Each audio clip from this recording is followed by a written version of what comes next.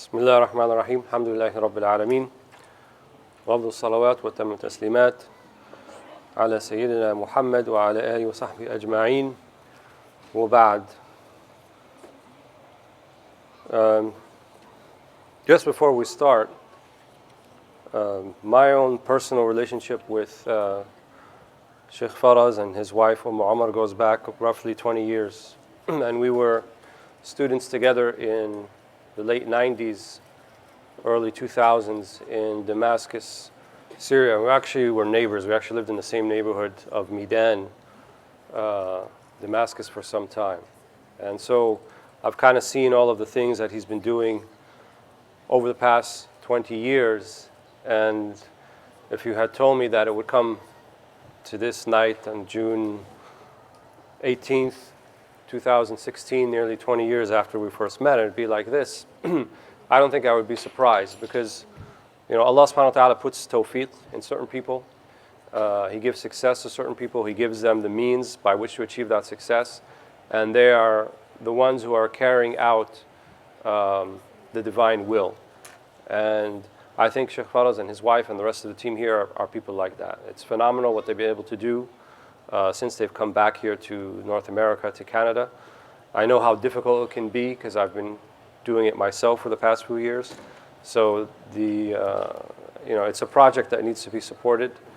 You may not realize it sitting here now, but this is, like Sayyid Abdurrahman said, a very, very unique space. Not just because it's a learning space, but you're taking from people who are connected, right? Who are connected via chains of transmission and valid lines of authority back to the Prophet Muhammad ﷺ. And this has always been the matter of our deen. The earliest scholars always said, this matter is deen, so look to who you are taking your deen from, right? And they would say, al-isnadu min ad-din, walawla al-isnad laqala man sha' ma sha'. That this knowledge, this deen, is transmitted in authoritative fashion, isnad. So were it not for this, then anybody could say anything, right? Today we live in an environment, a culture where everybody feels like, well, I have a right to my opinion. Yes, you do, but you have a right to shut up about it too, and not put it out there and say stuff that you have no idea what you're talking about. And increasingly, this is what's happening, unfortunately, in a lot of mainstream Muslim discourse. The reality of the situation is, whether it's here in Greater Toronto area, or whether it's in the East Coast in North America, or I'll tell you even in the Muslim world, most of the time when you go listen to someone speaking about Islam, even the Friday Jum'ah, you come out and you're offended. Or you come out and you didn't get anything from it. Or you come out and you're wondering, what planet is this guy living on? And that's a crisis, right? This is what we're living. This is a situation of the ummah right now. And I'm not saying this so that we can lament our situation, but rather so we can have the drive and have hope to do something about it. And I think Seekers Hub is one of those bright spots, not in North America, not in Canada, but in the whole ummah, right? There are people behind Seekers Hub. There are ulama who are praying for the success of this particular bright spot. And that's enough for me to know that this is an important place. And it's important that we support it, and I'm sure that all of you feel the same way. And I just felt like I had to say that. They didn't ask me to say anything or anything like that, but when I see something that needs to be made clear, I feel the need sometimes to make it clear. So I apologize for that small intrusion. And now we can proceed to where we left off. So we were in the chapter dealing with yaqadha, or awakening. And as we said before, Imam al-Harawi says that in this particular section of 10 chapters dealing with getting on the path to God, what he calls it bidayat, the beginnings, the very first step, as we said, is awakening. And awakening, as he mentioned it, is to wake up from heedlessness, to wake up from ghafla, and to wake up from wartatil fatra, right? To wake up from apathy. So then he goes on and talks about how one is to do that, or the reality of this. So I think we left off where he said that yaqadha comprises three things, and we talked about knowing the blessing, and knowing that you can't enumerate the blessing, and knowing you can't limit the blessing. We already talked about that sufficiently. We also talked about knowing the sin, and knowing how enormous the sin is, not because of the sin itself, but who you're sinning against. And then thirdly, he talked about knowing the days that have passed and the days that are yet to come. That which has passed, you will not be able to reclaim. However, that which is yet to come is still within your purview to do something about it, right? And so a remorse about what has passed, but only in the sense that will give you drive and hope to continue for the future. So the last section which you have not read is where he says, rahimahullah, فَأَمَّا مَعْرِفَةُ النِّعْمَةِ فَإِنَّهَا تَصْفُو بِثَلَاثَةِ أَشْيَاء. So we talked about how awakening is three things. The first thing is knowing the blessing. So now he's saying, as for the blessing, it becomes clear with three things. So he's going further into how do we know what the blessing is, what do we need to do. أولا بنور العقل وشيم برق المنة والاعتبار بأهل البلاء. So he says these three things. First, nur al-aql, or the light of the intellect and of the mind, which I would say is interesting that he said that, because usually we associate the recognition of blessings as a spiritual matter, and so it would be a matter of the heart rather than the intellect. But Imam al-Harawi says it's initially or primarily a matter of the intellect. And traditionally the Muslim scholars have differentiated between intellect and heart, whereas intellect or aql would normally be something, as it goes back to its etymological root in Arabic, al-aql, which means to tie something down. So intellect is that which acts more as a preventive. It keeps you from getting into trouble, right? When you say, well, akhi, that's not a reasonable thing to do, right? When we say it's not reasonable, it means if you go and do this thing, there's going to be repercussions and ramifications that, you're not going to be able to handle that. So it stops you from making mistakes. Whereas al-qalb, right, is more of a thing that will lead to recognition of higher truths. Al-qalb, right? And then when it's able to do that, then it could be a ruh. Then it could be, the spiritual soul, as it were. So he says, nur al-aql, the light of the intellect will lead you to recognize the blessing. And I think this is an often underestimated aspect, because when we talk about deen, we say, we have to purify our hearts, and we have to our hearts be rectified and inclined, which is all true. But it also requires a modicum of intellect, right? Being able to use that aspect of our being, of our essence, to show restraint, right? To know when a situation is something that is foolhardy and to step back, when to remain silent, right? When to not act, when to take a pause and think about things. So in terms of the blessing, nur al-aql, right, the light of the intellect, to help you see the blessing, is that it's an intellectual matter, at least initially, right? Because it's a reality of the universe that you don't bring about your own blessings. It's not something that only the heart can perceive. It's a reality. Don't think that the deen is just spiritual inclinations. No. It is predicated first and foremost on a grounded and rational understanding of the universe, which means Allah is its creator, Allah sustains it, and Allah ultimately will be the one to decide when it will cease. And everything in the universe operates according to that principle, including you and me, all the people who ever lived and all the people who are yet to live, including the mountains and the sky, and even the celestial realm that we don't have a perception of ordinarily. All of those things are under the rubric of the divine power and omnipotence and knowledge and speech and all of the other divine attributes. So you got to think a little bit and say, wait, this blessing, it's not me, right? And that's why the Quran often says about people who don't see the blessings of God, أَفَلَا يَعْقِلُونَ أَفَلَا يَفْقَهُونَ. Do they not understand, right? Aql, right? أَفَلَا يَفْقَهُونَ. أَلَهُمْ قُلُوبٌ يَفْقَهُونَ بِهَا. Right? Do they not have hearts by which they can comprehend and understand? So we're going to have a separate section that comes later called Bab at-Tafakkur, about contemplation. And fikr and contemplation, وَأَعْمَالِ الْعَقْلِ, using the mind to contemplate, is a very, very important aspect of the deen. We know from our previous seerah class that the Prophet ﷺ, before he received the revelation in Ghar Hira, right, and he would go to the mountain for several months before that, there was no deen yet. So what was he doing up there? Right? What type of deen was he practicing when he had yet to receive any revelation? And they said, Sahib al-Alfayat al-Iraqi said that it was dhikr and fikr, that it was remembrance of God and fikr, thinking about God, right? Thinking about the creation of the heaven and the earth, and how it could only have come from Allah subhanahu wa ta'ala.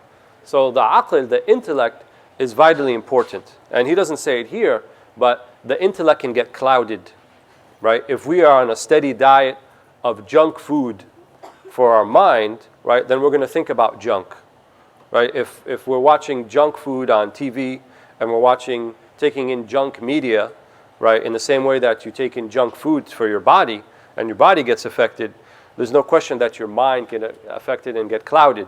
And this will lead you to not seeing things as they really are. So it's important that we have compassion, shafaqah, right, and be sensitive to the things that enter our mind, right? It's a palace. Put the palace guards, put a moat, right? Put a infantry line in front of that. You don't want anybody penetrating that who doesn't have any business getting in there, right? They need to show their identity card and their authorization for passage. And the passage should be built upon the understanding of the sunnah of the Prophet Muhammad ﷺ. So if they don't have the right ID, they don't get in, right? That's why we lower our gaze, right? Lowering the gaze is an important part of the deen. And lowering the gaze doesn't just mean from members of the opposite sex. It means lowering the gaze from anything that's going to cloud this, right? وهذا شيء يعني this is the standard of those who are committed to a serious path towards Allah subhanahu wa ta'ala. So Nur al-Aql, وَشِيَمْ بَرْقِ الْمِنَّةِ, which he translates here as the source of the lightning of the favor. In other words, al-minna, right, which is, it's a small word, but it has big meaning, right? And al-minna means, or shuhud al-minna, witnessing the minna, witnessing that the favor comes solely from God, right?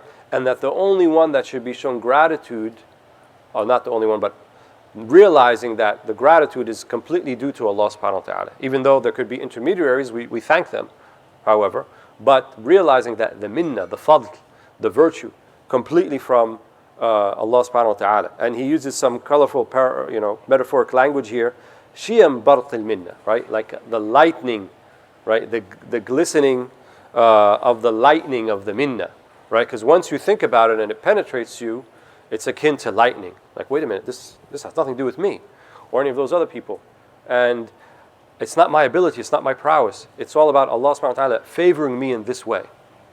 And then finally, he says about knowing the blessing, al-i'tibar bi ahli al-bala, and absorption of the lesson from those who are afflicted with adversity. Right? We didn't get into it so much yet, but sometimes this whole idea of theodicy that they call in theology, or the presence of evil and suffering, why are some people born blind, or why are some people born disabled, or why do they go disabled? Why are people put through these type of afflictions? And it's not an easy thing, it's a nuanced thing to explain, right? The prevalence of adversity in individual lives and on collective levels, but part of the reason it can be partially explained is that we're here in this life to know God. We're here in this life to know Allah subhanahu wa ta'ala. Some of them said, وَمَا خَلَقْتُ الْجِنَّ وَالْإِنسَ إِلَّا لِيَعْبُدُونَ, I have not created the jinn and the ins except to worship me. In other words, to know me. Because the ibadah is a means by which to know God, right? It's not the physical aspect of worship so much, but it leads to a knowledge of God. So, if that's the case, then the prevalence of adversity is a lesson, like I said, an ibrah in it, to be taken in, to be absorbed. So even those people, they become signs of God, right? Those afflicted with adversity, even though they're in a difficult trial and tribulation, they actually become signs to others. How would we know the blessing of eyesight if there weren't some amongst us who were blind? How would we know the blessing of good health if there weren't some amongst us who were not in good health? How would we know the blessing of the daytime if there was no night? How would we know that the resting in the night except by knowing that there is a day? And so forth. So this kind of duality in everything that Allah has created, right? And He says, we have created everything in pairs, right? That doesn't just mean male and female, right? It also means pairs in everything. Adversity, good health, bad health, adversity, ease. These are all pairs, right? And it's these pairings, right, this oscillation between two things which gives you a more intimate knowledge of God. That's why qalb is called qalb. Qalb in Arabic means the oscillating thing. يتقلب. The Prophet ﷺ, his dua, يا مقلب القلوب ثبتني على دينك أو على إيمانك. Oh, the one who oscillates the hearts, who brings them back and forth, keep me firm, thabbit, right? Because the thabat is kind of the other pairing to a taqlib, right? So something that is going back and forth versus something that is thabit. So the heart, they describe it as a one-way channel, right? There are not two hearts in the one chest cavity of man, as the Quran says. That means you cannot be partially focused on one thing and partially focused on something else. It's not possible. This whole multitasking business that people talk about is nonsense. Even I've read various studies as of late that it really is nonsense. You can't actually multitask, right? You can only be focused on one thing and you put the other things in the background, right? So our focus should be Allah, completely. That doesn't mean we live in a cave and we neglect everything else, but we see everything via the divine prism, right? Everything that we do, right, we're looking with the divine prism. Like the Hadith al-Qudsi says, that there's nothing more beloved to Allah subhanahu wa ta'ala except that which He has made obligatory upon His servants. And then they do the nawafil, then they do the extra voluntary deeds until uhibba, until I love them. So then if I love them, then I become the hearing by which they hear, the seeing by which they see things, the feet by which they move, and the hand by which they strike. What does that mean? Right? Does it mean there's like this incarnation of God in man? Absolutely not. That's impossible. But what it means is that you begin to see everything via the divine eye, right? The divine presence, because it's all around you, but you just have to be tuned into it, right? إِنَّ فِي أَيَّامِكُمْ لَنَفَحَاتٍ أَلَا فَتَعَرَضُوا لَهَا. In your days you'll find nafahat. You'll find these spiritual breezes. Should you not avail yourself of it? So it's there, but your channel isn't tuned in, right? It's broadcasting, right? The Allah channel is always broadcasting, but we're not tuning in. We're tuned into other stuff, right? And when we try to fine-tune it, a lot of white noise, background noise, but the closer you get, then the more clear it's going to be. So it's about keeping that kind of one-way focus on Allah subhanahu wa ta'ala. So he defines this as the manner by which to recognize those three things, the blessing. So to reiterate, the light of the intellect, the lightening of the understanding of showing complete gratitude to Allah, and then finally taking a moral lesson for those who are in adverse situations around us. وأما مطالعة الجناية فإنها تصح بثلاثة أشياء بتعظيم الحق ومعرفة النفس وتصديق الوعيد. As to the examination of the misdeed, right, which we said is the other half of it, knowing the misdeeds and the sins, it is validated by three things: glorifying the true one, knowing oneself, and then believing in the threat or al-wa'id or the promise. So ta'zim al-haq, right? This means understanding the enormity, who Allah actually is, right? And we said this several times before, that it's not so much the sin itself, but who are you sinning against? Who is the misdeed against? Who are you wronging? Right? You're wronging God. Even though God is utterly unaffected by what you do, so really you're wronging yourself. But you're wronging yourself in not recognizing who your master and who your Lord is. And as a result, this is what makes you fall into the sin. So at the moment that you fall into a misdeed, the very moment that you do it, it's as if that reality was not there for you, right? It's as if you completely forgot it, like as if you were not a believer in the moment, right? And some of the hadith refer to this. لا يزني الزاني وهو مؤمن لا يسرق السارق وهو مؤمن. The person who fornicates, when they fornicate, they do it as if they were not believing at the time. And the same thing with the person who steals. So this doesn't mean nafi al-iman, doesn't mean they have no iman, but it means at the moment it's like there was a lapse and you lost sight of that, right? So the way to remedy this is to never lose sight of that, is to always have ta'zeem al-haq, right? Always have ta'zeem, to see the enormity, the greatness, be in awe of Allah subhanahu wa ta'ala. And the way to do this is you have to constantly remember Him, right? We can't compartmentalize our lives anymore. We can't like leave Friday Jum'ah for Allah and then the rest of it we kind of do what we want to do and so forth. But if you really want to be on a committed path to the knowledge of God, it means sacrifice, and it means that you have to do something differently. Then he says, ma'rifat an-nafs, knowing oneself, right? And the scholars of the tradition, they have a saying, man arafa nafsahu arafa rabbah. Whoever knows himself will know his Lord, right? So divine awareness, right, is coupled with self-awareness. If you don't have self-awareness, it'll be very difficult to have divine awareness. And you cannot claim divine awareness if you don't have self-awareness, or not at least in its most completed state. So you have to know who you are, right? And who you are is, you are a being, you were created by God, you are sustained by Him, you are here for whatever X number of years you're going to be on this planet, and then you will come and be rejoined with Allah once again. And that's what makes you significant, right? Don't think that you're some insignificant speck in the universe, in a constantly expanding universe, and the earth is like a drop in the size of the universe, and you're like a drop in the size of the earth. So whatever you do, whatever you think, whatever you make of things, it's inconsequential. That's nonsense. That's taking what they call the scientific realism point of view of the universe, right? That things are only atoms and electrons, and humans are only cells and mapped out genomes, and then that's their reality. That's not our reality. We are significant. We are important, right? When Allah said to the angels, "Inni ja'ilun fil ardi khalifa," I am putting a khalifa, I am putting a steward upon the earth. The steward of whom? Of God. That's significant. That's not unimportant. That's not a speck, right? So it's not about quantification, right? It's not about how big or how much, but it's about the quality of that stewardship. That in itself is significant, that Allah put us here to be stewards, trustees of this whole earth, right? Here we are sitting in Room Seekers Hub, and it's not a bunch of chimpanzees here talking about these things, and it's not a bunch of ants or whales or dolphins, other creatures of the earth, but it's a bunch of human beings. We didn't win the Darwinian sweepstakes and then we made it here. That's not our worldview, right? Our worldview is that Allah put us here. We're here for a reason. It's by His choice. That makes us significant, and that makes what you do significant. It's not unimportant. So knowing oneself. And then he says, believing in the wa'id, which he translates a little here, a threat, but wa'id, in the Quran you have something called wa'ad wal wa'id.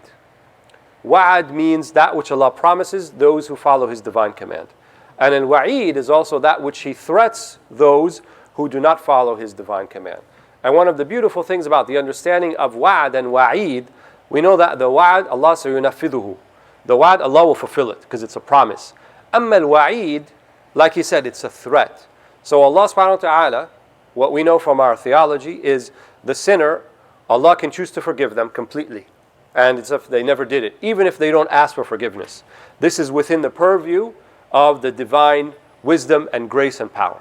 Not impossible. In fact, most likely probable is what's going to happen for the vast majority of people. Right? But we don't tell people all that all the time, because even the Prophet ﷺ, he told one of the Sahaba who was riding on horseback with him, or donkey back, he said, do you know what it is that if the people say it, that they will be entered into paradise? And he said, what? La ilaha illallah. But don't tell them. Ala yattakilu. So they do not come to depend upon it. Right? But he was later, after the death of the Prophet ﷺ, he told people.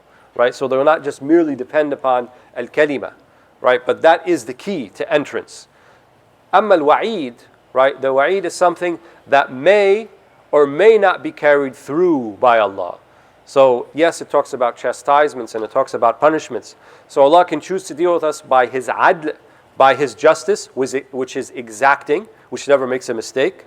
But we don't want Allah to deal with us by justice. We want Allah to deal with us by His mercy. Because if He was to deal with us by His justice, We don't deserve anything, as we said before. No one deserves anything. But if He deals with us by His infinite amount of mercy, then we're hopeful. And I think we have come to our end. We were supposed to end at 5 to the hour. So inshallah, we don't have to. Tomorrow we have a class, yeah. Yes, Yeah, tomorrow we'll complete this chapter, then we'll head into the chapter dealing with tawbah or repentance. Wallahu ta'ala a'la wa a'lam. Walhamdulillahi rabbil alameen. Subhana rabbika wal izzati amma yasifun. Wa salamun ala al-mursalin. Alhamdulillahi rabbil alameen.